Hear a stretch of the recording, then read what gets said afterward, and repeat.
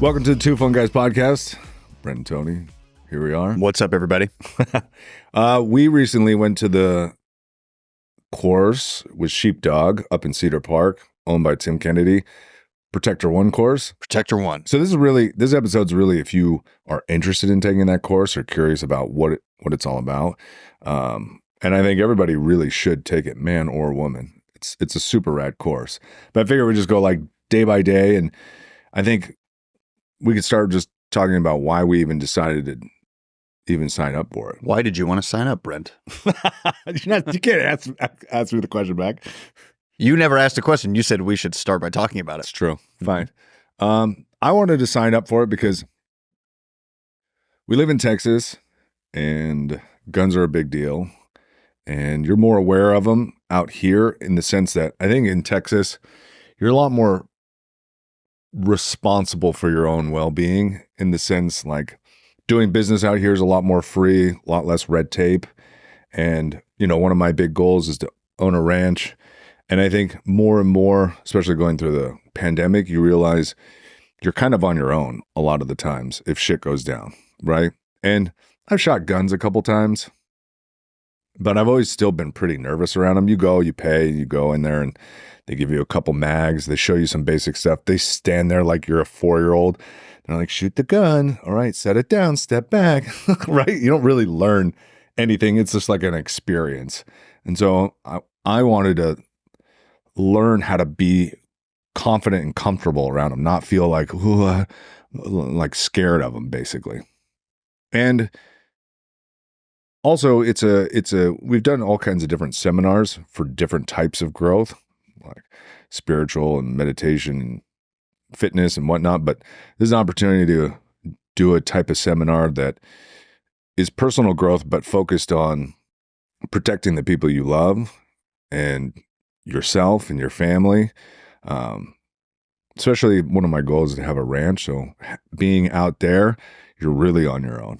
Right. And I think long-term goal, you can tell me if you agree. I also want to learn to hunt. And so this is like the first step because you're just learning with handguns and hand-to-hand combat. I wanted to do it because you never want to have to use these skills, but in the off chance that you do need to use them, why would you not want to have them ready?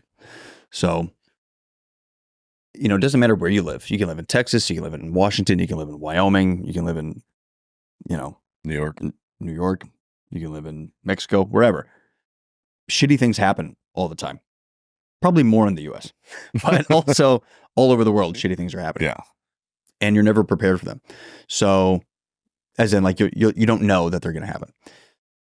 So why would you not want to spend the time and the energy to go learn? Like you said, we do retreats for fitness, for meditation, for spirituality, for whatever. Why would you not also have a retreat for your personal safety and development? And eventually when you do have a family, like you're responsible. As men, we're responsible for the safety of that family. So it's pretty stupid to not be proficient. If someone breaks in, do you have, you know, and one of the things that they talked about in the course was Colonel Cooper's 4-color system, which is like, you remember that where it's like so it's the 4 on the first day, it was like classroom day. So you're just sitting there kind of taking notes and learning. And then the second day and third day were fucking crazy. But the first day you're learning, which is, you know, the crucial stuff about situational awareness. You have to just know. And so Colonel Cooper created this 4-color system, which was like, I think it was white, yellow, orange, and red.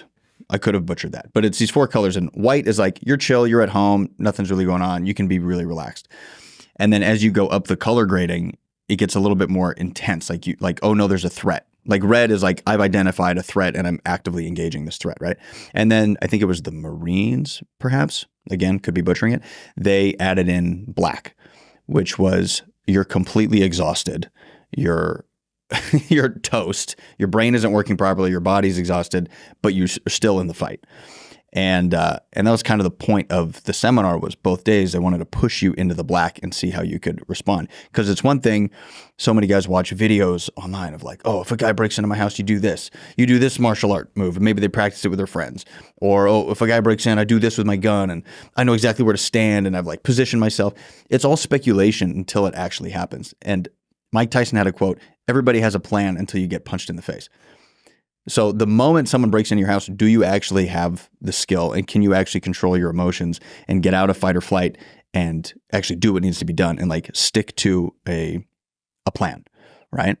So being able to get pushed into the black when you're totally exhausted and then still like feel like you know what to do, that's an invaluable skill. Yeah, if you're a guy listening to this, I imagine, even myself included, you have thoughts run through your mind like, no one could fuck with me. If I wanted to fuck that guy up, I It's could. all male ego. Dude, when I was a kid, I would imagine like I could beat up adults. Like that's the delusion of just being a person. Or like, when, especially, that's the one thing about lifting weights is it's great to become physically strong and makes you confident, but it also gives you a little bit of false sense of confidence too, where you can start to think like, you get a little postury or it's like, it doesn't mean shit. Every time I've been to a martial arts place, the guy who rocks my shit is always the guy I would never think would kill me.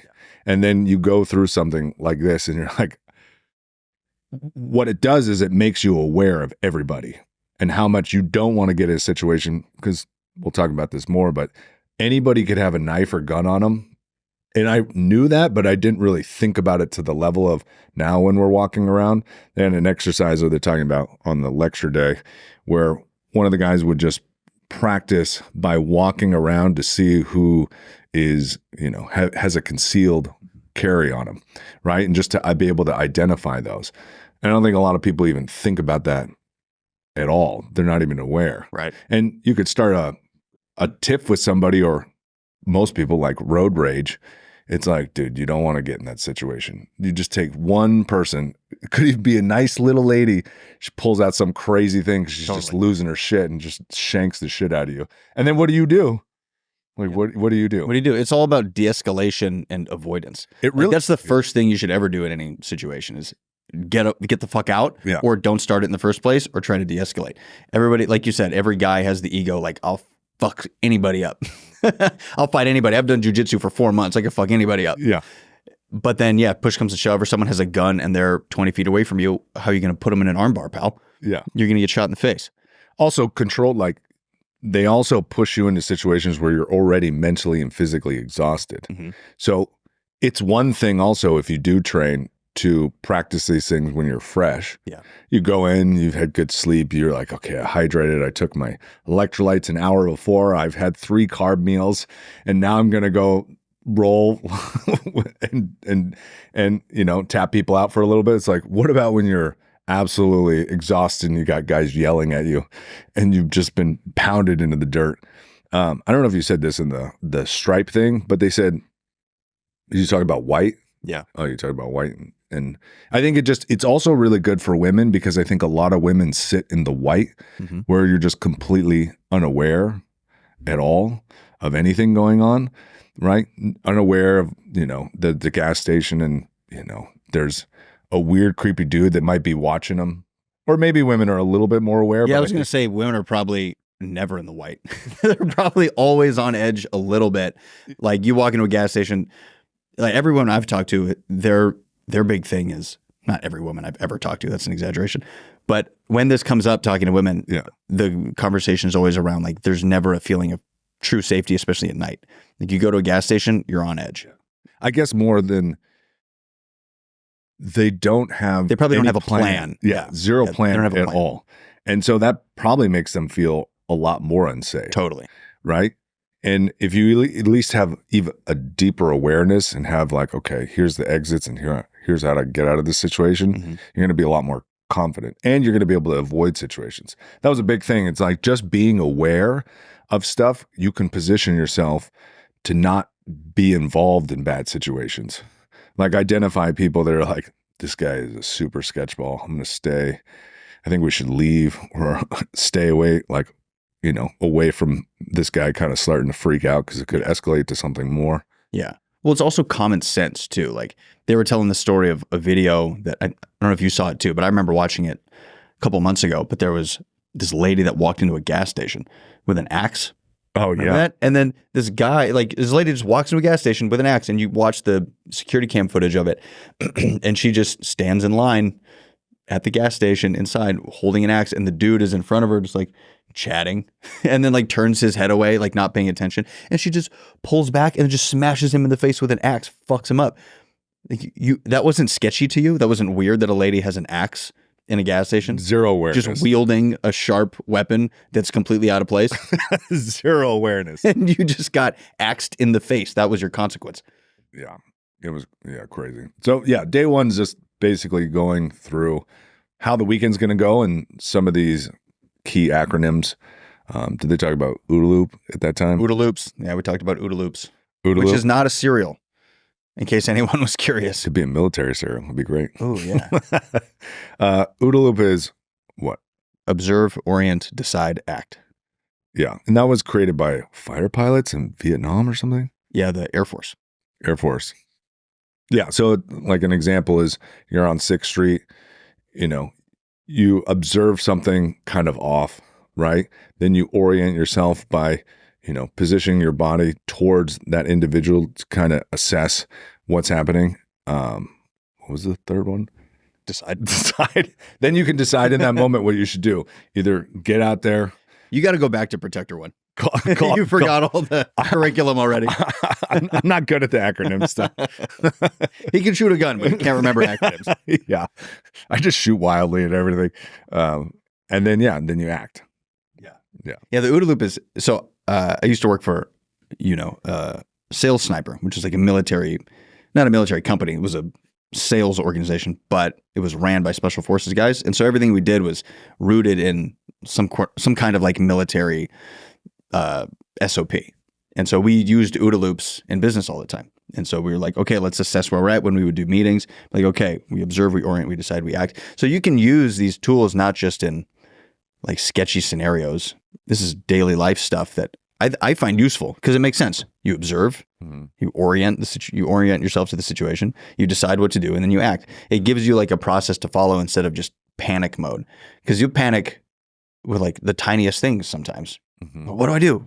Okay, observe, orient, decide, and then act. Yeah, instead of just constantly observing and going over in your head and over your head, no, it's like, no, I got to decide. Take some kind of action and then just take some kind of action. Yeah.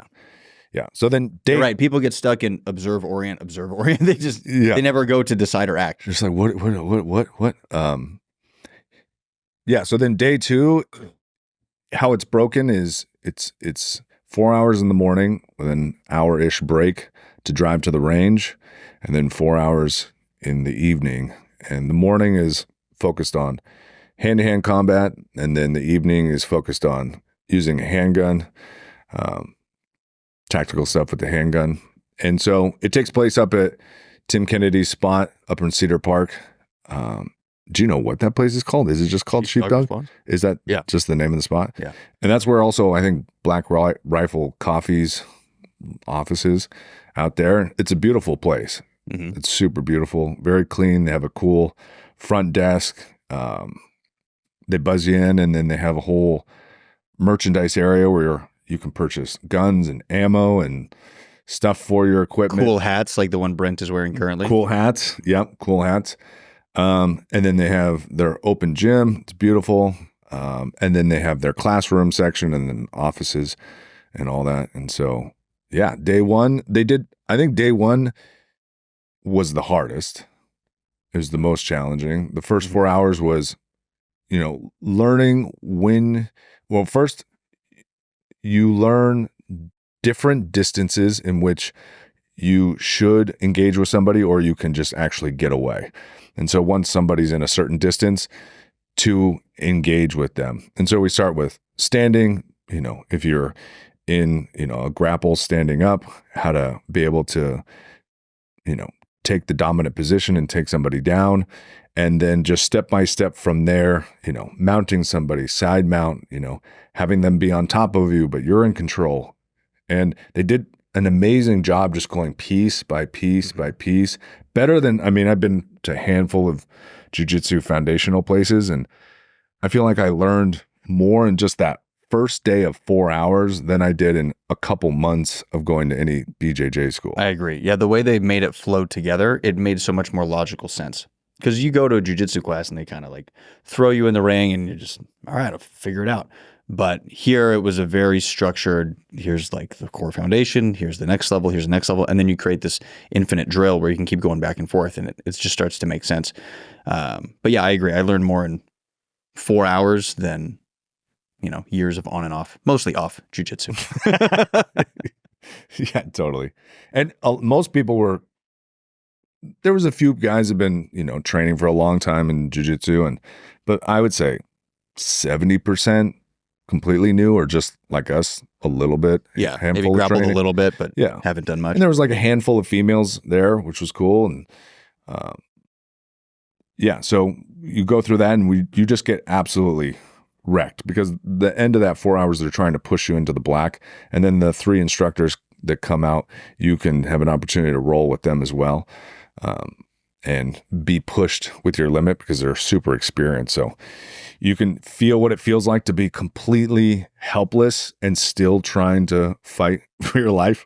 Yeah. The thing with shooting guns out there, though, that I really appreciate was, again, like they did with jiu-jitsu, they really taught it from the core, from the foundations. Like they're 20-year plus military vets, they're special forces, they're, like very experienced. So they teach you the way you're supposed to handle a firearm from the very, very beginning.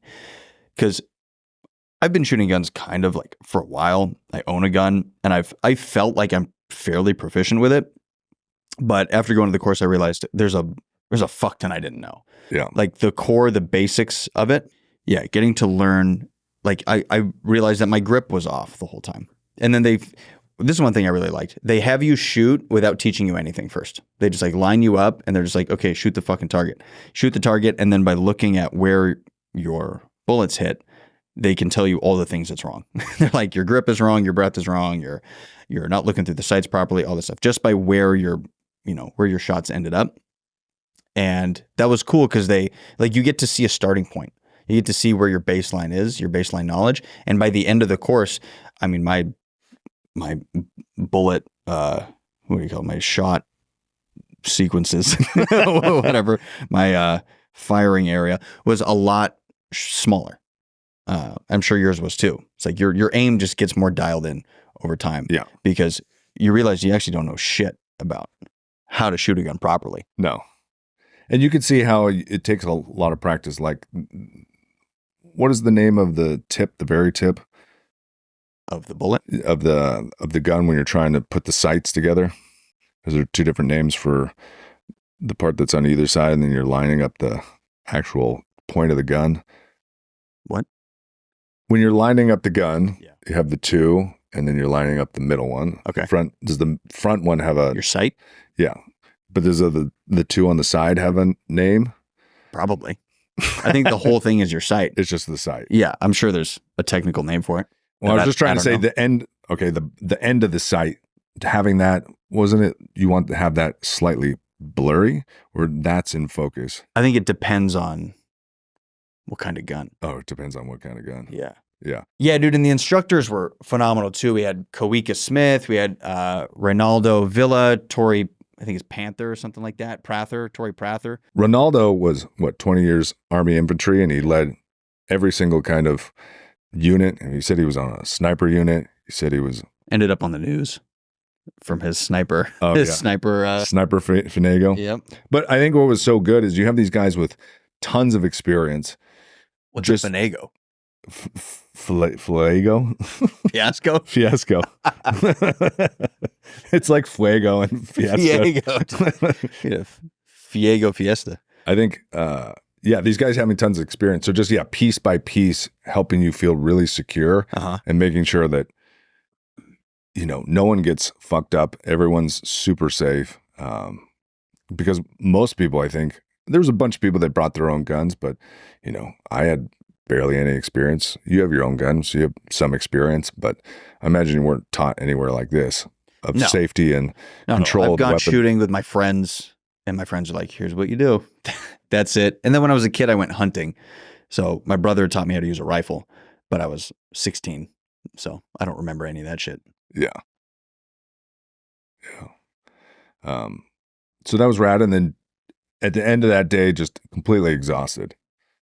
It's like another 90-minute drive back home because that range is way, way out there from Austin, Texas. We got home, we were so beat up. Dude, we were the first day was for sure the hardest. Unbelievably exhausted. If we didn't go sauna and cold plunge that night, Yeah.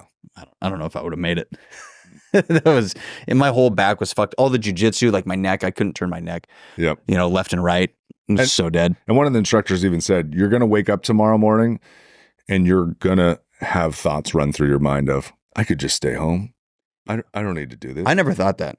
Did you think that? No. Yeah. Only pussies think that. No. I mean, you have to go. You have to go. You have you don't to go, go. You're a huge pussy. Yeah. Yeah. You have to go. I think everybody showed up. Maybe there was one. There was one dude that didn't show up. I don't know the story, but he was like a sharp. He was a dude that rolled up with like all the gear. Oh, okay. He had like boxes of shit. I think he's like a competitive shooter. Okay. So, yeah. And then day 2 is more of the same, but now with the rolling in the morning, you're focused on using weapons. That was super cool. Getting to roll with fake guns and fake knives. Yeah. Makes jiu-jitsu a completely different experience. Yeah. It's not about arm bars and headlocks anymore. It's about don't get stabbed. Yeah. What was the 3 again? Secure the weapon. Secure the weapon, improve your position, do fucking damage. Do fucking damage. And then, so when they throw in, so you get these fake guns and knives, and anybody can, like, each person can have whatever they want, knife, gun, no weapon at all. And then you just go at each other. It completely changes the role, because as I was starting to roll, I was trying to grab weapon, but also do moves I remembered at the same time. And I died instantly every time, multiple times, bleeding out. Yeah. And you realize, no, if there's a situation with a weapon, that number one goal is just to secure that thing. You cannot do anything else to try to do other things. You're just going to get yourself hurt. Yeah. And in a knife fight, like they said, you are going to get cut, right? And they gave an example of a woman who got stabbed 20, 70, I don't know, some crazy amount of times and still lived. So they're like, if that you're in that situation, shot, stabbed, you just have to keep fighting all the way to the very end until you're out of there, because you never know. Yeah. You could live. Yeah. You could protect your family. Yeah. And they definitely, the first day I didn't feel like I got pushed to the black. It was hard, but I feel like on that second day was more the black of just the feeling of frustration where you're tired and then you're getting stabbed a bunch, and my brain keep wanting to be like, back off a little bit, because you're like, I'm not winning. This is lame, right? And they really emphasized how much that more than knowing any skill is just having the will to fight can take you way further than a lot of these techniques. Yeah. If you just, even if you're in a position and you're stuck or you're just, getting stabbed a bunch, if you just keep fighting like hell with every ounce of life in you, you will have a higher probability of making out of there. Yeah. The will to live is a very powerful tool. Yeah, exactly. Yeah. And then the second day at the range was super cool. Building on top of what we already learned with just being able to draw and fire and, unload a mag. Now we put into situations where if your gun jams or you need an emergency reload, how to do that safely. And to also put us in different situations facing different directions, how to use the OODA loop, observe, say you're facing backwards or forwards or to the side or whatnot, to go through the process of observe, orient, decide, and take action. And they're picking up the pace on us now. Like the intensity is going higher. They're not putting up with any bullshit. If your finger's on the trigger randomly, you're going to get yelled at, which is good. You need to be yelled at because it's a serious fucking thing. You got a handgun. I like that they give you a little taste of boot camp. Like they give you a little taste of being in the military, which is something I've always wanted. I've always wanted to go through the military experience, but not go fight a war that I don't give a shit about. Right? But to be able to have, like, sometimes you got to get yelled at a little bit. You got to get embarrassed in front of everybody. That's how you learn. That's the best way to learn. But they're so nice about it. They're also nice about it. They're like making jokes. And every time they're like, at the end of yelling at everybody, like, just know that I'm just being loud because it's serious, but I'm not mad at you guys. Yeah. Like just a good parent. Yeah, those are the three best instructors I've had for anything. Yeah. They're so much fun. there, like there's no filter. They say crazy shit. They're fun, but they're serious, and they teach you really well, and they're very knowledgeable. Yeah. Yeah. And then we had our final task at the very end, which was super rad. Yeah, dude. Super rad. So you get paired up with somebody about your same size, and then you do a standing like fight basically for a little bit. You take underhooks and you try to get the dominant position, and you go all out as much as you can while everybody's watching, pushing your limit, and you're exhausted at this point. I mean, we were in that Texas sun for 4 hours, and I must have been so dehydrated. Yeah, this is after 4 hours of jujitsu, an hour drive, and then you're out in the Texas heat shooting guns for another 3-ish hours, and now you got to fight somebody. Yeah, and you're fully clothed because you need your body covered up so hot bullet shells aren't hitting you. Yeah, you got your gun on your side, you got your mags on your side on your belt, and then you got to. It's not like a fight, but it's you're going for double underhooks, so you're wrestling.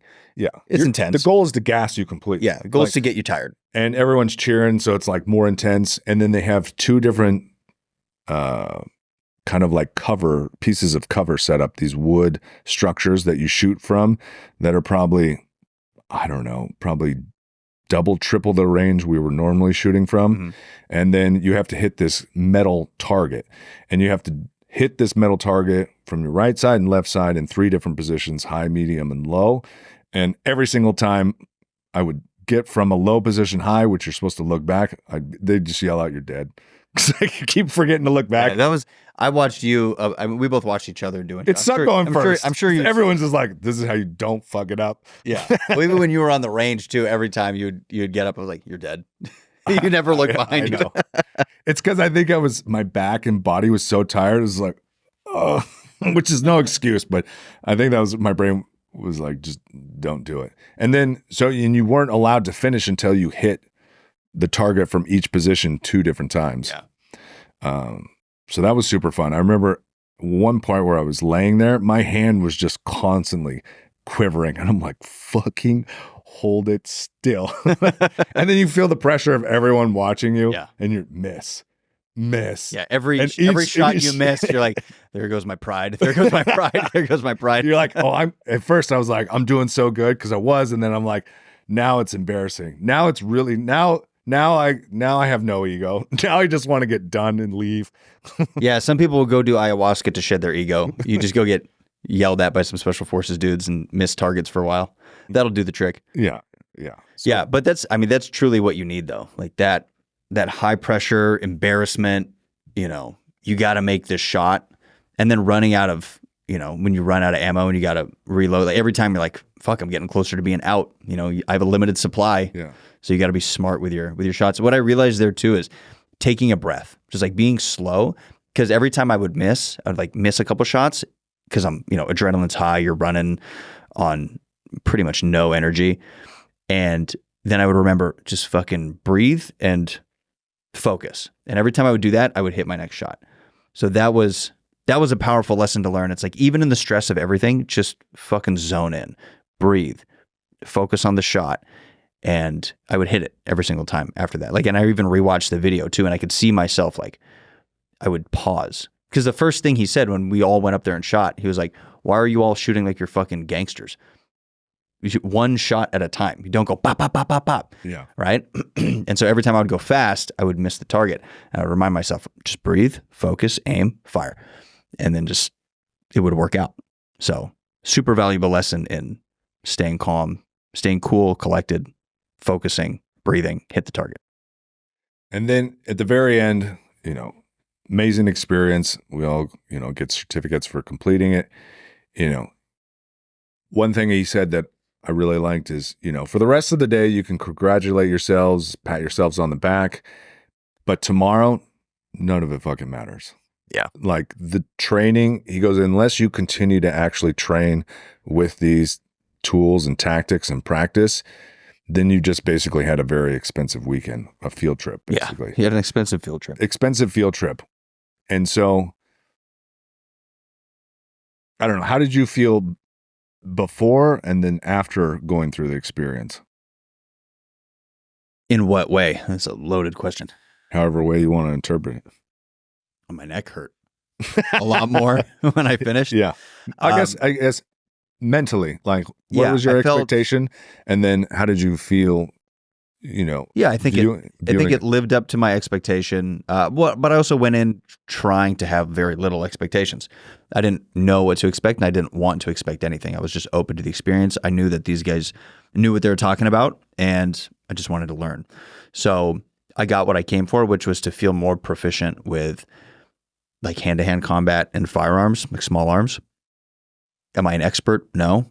Got to go to Pro 2 and keep training. But I feel like now I have a foundation. I feel like I got the core foundations down that I never got before, that none of us got before, because you don't really learn. If you go shooting with your friends, you're just shooting with your friends, right? You're not learning what you're supposed to know to build a knowledge base. So I still feel like I'm at 1% of knowledge, if that, but I feel like I finally got a solid 1%. So I'm happy and I'm proud of that. But yeah, training is something you do, not something you did. And if it's something you did, then you fucked up. So now it's continue doing it. Brent and I will surprise each other in the house. We'll just throw the gun at the other one. Be like, go tac mag reload now. People are dying. Start throwing stuff at each other. Exactly. Stressful situation. Put targets all around the house. Yeah, exactly. Next is hire somebody to break into the house without the other person knowing. Hell yeah, dude. No, I think I walked away feeling confident to handle a gun. Doesn't mean I know how to shoot well, but I feel like I feel safe and I could keep people safe if I came across a gun as well. Yeah. And it also was very motivating to, okay, I can see if I continue to practice this where I could be, and that would be a good feeling. Yeah. To feel much more confident. Also gives me a lot of respect for law enforcement, having to deal with those situations and have to shoot on target when you're super stressed out from very different positions and know when you need to actually draw your weapon. And for as little as those guys get paid, that's an intense thing to put on somebody. Dude, cops drew the short straw. Like I don't know the numbers exactly, but I think you gotta be a cop for many years before you start making like $100,000.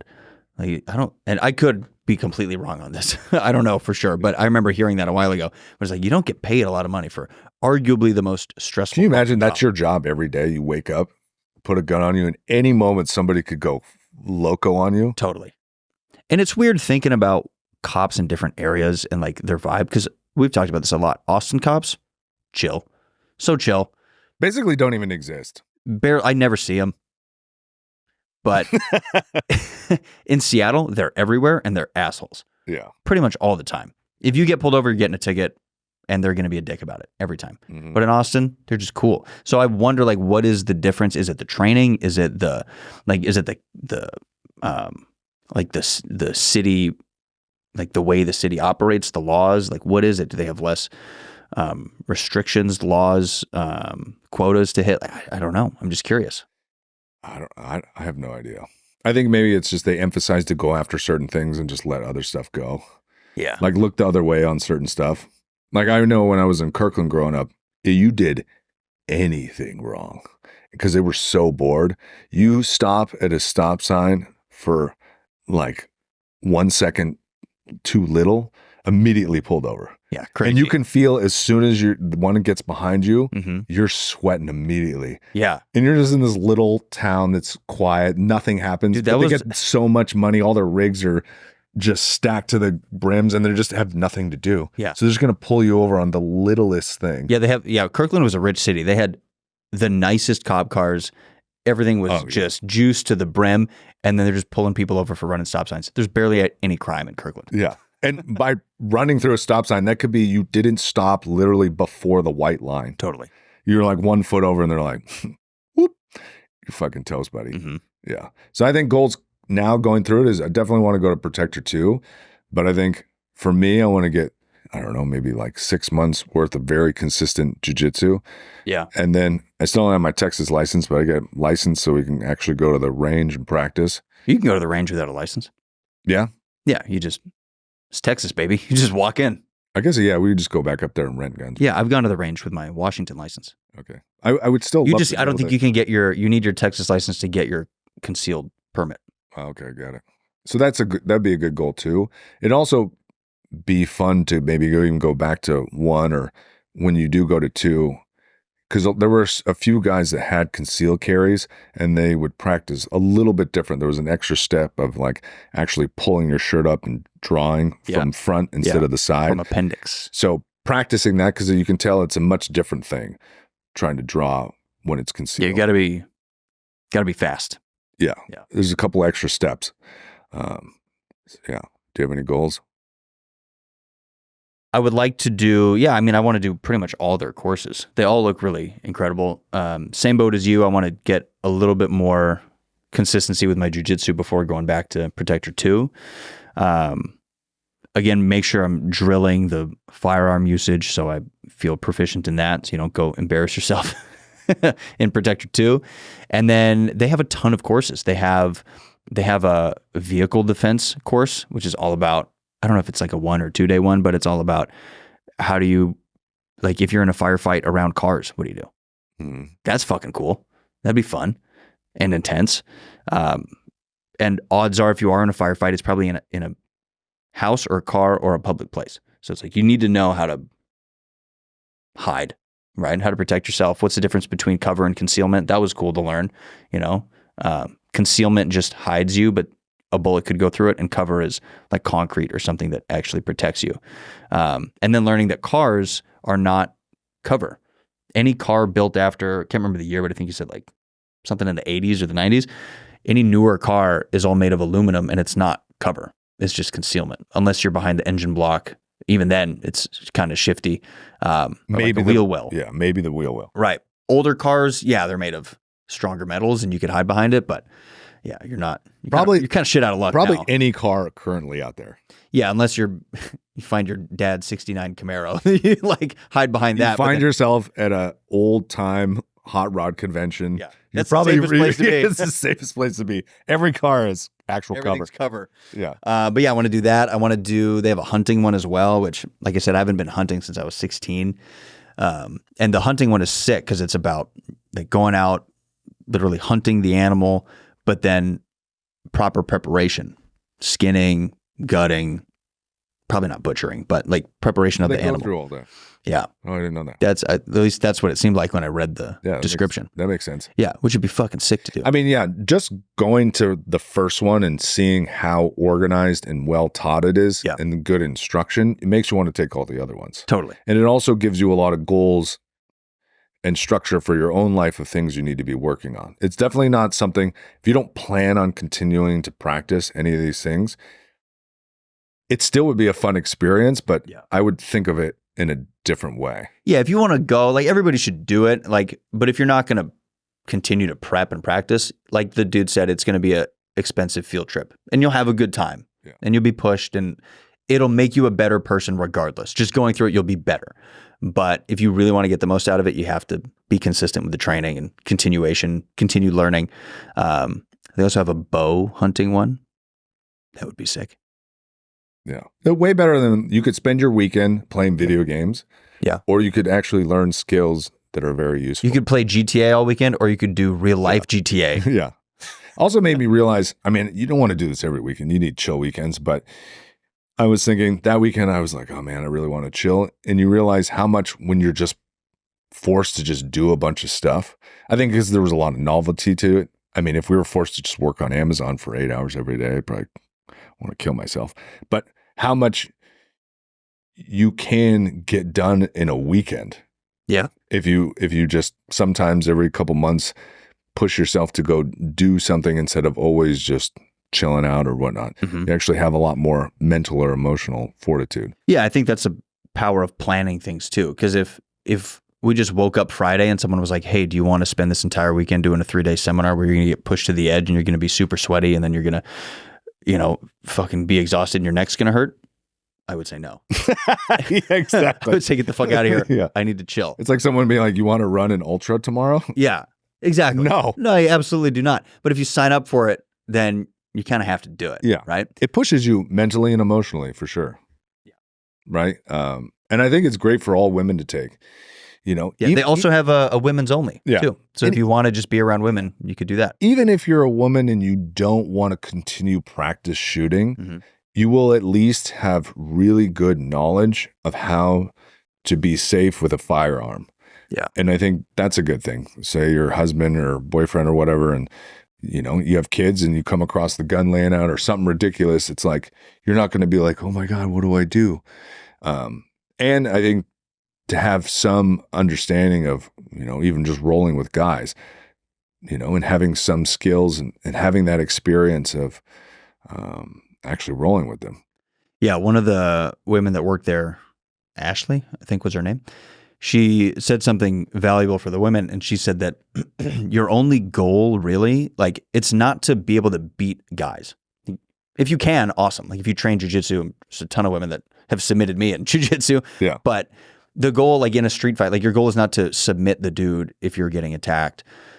It's just to get the fuck away. It's to be able to defend yourself enough and get into an advantageous position so that you can push him and run. Like you don't need to, because women probably don't have the same ego that we do as men. Where we're like, I gotta fucking snap his neck. Like they don't see red like we do. Yeah. So it's literally just get him off of you and run. You just need to have enough skill that you can defend yourself from that until you can run away. And that can make a difference because if you are a female getting attacked, a lot of times attackers are going to go for someone they think is not going to fight back. Totally. They look and if you become easy targets, chaos and absolutely putting up, they may just be like, I got to get the fuck out of here. Yeah. And also, if you are trained or you have that experience, you're going to give off a different energy. Dude, the energy is a lot. Like you said, people who are looking to attack a woman or something, they're looking for the easy target. And so I used to work in the nightclub industry, right?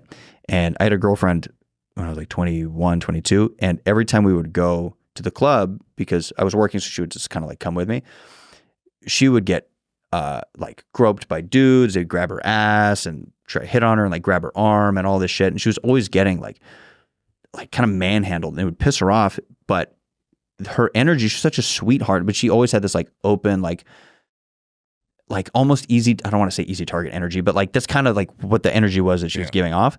And I had another friend who would go to the same exact club, and she was also a cute woman, and that shit never happened to her. She just like, you know, sometimes get groped or whatever, but it was not nearly to the amount of what my partner was. And it was all about the energy they gave off, because she was like, not that she was mean or rude or anything, but she just didn't look like a fucking target. People knew not to fuck with her shit.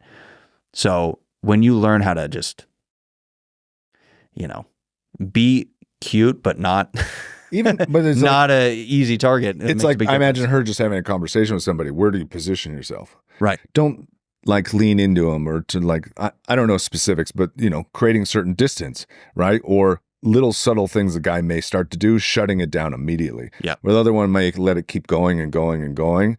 It's like, if you have the confidence and also know where that could go and you're not okay with it, just shutting it down. So you never put yourself in a situation where it will escalate to something you don't want. Yeah. Yeah, I agree. Well, looking back at the weekend at Sheepdog, if you had one big takeaway that you would share with like your family, say you had a family, you could teach them one thing, what would it be? One thing? I guess it would be different to different people. So like if I was going to talk to my sister,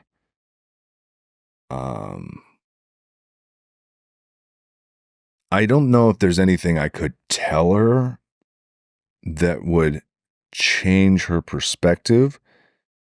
It would be more like you just need to go experience it to have her change her experience, like perspective.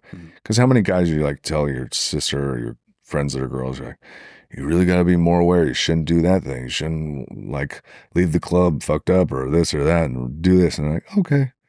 It's like, it's not going to click right until they go have that experience. I would just say you just got to go do it. You just have to go do it. What about you? And same with men. It's like any of like my buddies, or I'd be like, you really, like if you're going to have a family or you have loved ones or a wife or kids, you definitely should do this. So you're at least aware of possible dangers, or else how embarrassing to just get caught in a situation and just, your family gets taken advantage. Yeah. It's all about risk to reward ratio. Because you could look at this and say, I don't want to spend the money. I don't want to go spend a whole weekend. I have so many chores I could do over the weekend. I could do all this shit. But fast forward to something possibly happening. The off chance that someone does break into your house. In an emergency situation, would you have, like, looking back afterwards, would you have rather have gone to the seminar that teaches you at least how to think about that situation? At least have a baseline of knowledge. Like, would you rather be prepared for it or not? So, like, you have to think about future you. What would future you wish past you did? And sometimes that's the uncomfortable thing. Sometimes that's the expensive thing. Sometimes it's the annoying thing. But thinking about future you, what would you do? Well, I would fucking learn how to handle a gun properly and how to fight. Exactly. Yeah. So I'm with you. I don't think there's anything you could say. I mean, teach them the OODA loop stuff. I think that's useful. Teaching them about the different environments, like permissive and non-permissive environments, where like permissive is somewhere that you feel kind of safe. Non-permissive is like you wouldn't even. It's like permissive, semi-permissive, and non-permissive. It's like permissive is like a chill place, like a neighborhood, whatever, that you feel safe in. Semi-permissive is a place where you're a little on edge. You're aware, but you're not. It's not black, right? Like you're aware. And then non-permissive is you're just getting out of there. You wouldn't stop to ask for directions. Like that's a sketchy place. So just being aware of these things that we think in our heads all the time, like, oh, this is a sketchy area. But having a systemized approach to thinking about it, I think, is useful because now you can compartmentalize these different things and it's not just like a mystery. You're like, oh, this is a non-permissive environment. Okay, sketchy, but at least I know what it is and I need to get to a semi-permissive environment. I need to move out of that. So things like that, teaching them OODA loop. I think it's more experiential. So even, before I would have my family go to the course, I would just kind of like do little scenarios with them. Like try things out, maybe teach them some of the moves, like get them prepared. I like surprise. Did you ever watch the movie? I don't remember the name, but it had Russell Brand in it. And Russell Brand is like no, it wasn't Russell Brand. Yeah, whatever. It was another fucking guy, but he's like this rich, like tech dude. And Keegan-Michael Key, the dude from Key and Peele, was his like sensei or whatever. And he would just jump out of nowhere and just start kicking his ass. And like that was his training. Like during the movie, like the dude would just be like going for a walk in the, like on the grounds of his property. And the dude would just like jump out and they just start beating the shit out of him. And they would do parkour all around. It's like, that's the kind of shit that I would do. Just like surprise attacks where like you got to be prepared because this shit happens in surprise. 100%. Yeah. No attacker is going to be like, hey, tomorrow 4 p.m. I'm breaking into your house. Be ready. Yeah. Or like 100 yards away. I'm going to fight you now and keeps walking towards you. Yeah. Right. Yeah. This isn't this isn't the OK Corral where you take 40 paces and then turn around and shoot. Exactly. Yeah. But overall, dude, I think it was a phenomenal weekend. I'm glad we got to do it together. It was a fun bonding experience. Yeah, it was cool. For my brother from another mother. And I'm excited for Protector 2. And this is something I would for sure have my whole family do. They got to do ISTA and they got to do Protector 2. That's a good combo. Yeah. Yeah. All right. I think that's good. That's good. If you guys have questions about Protector 2 or Sheepdog Response, you can reach out to us or you can just reach out to them directly. They put on, a great seminar and they run a tight ship.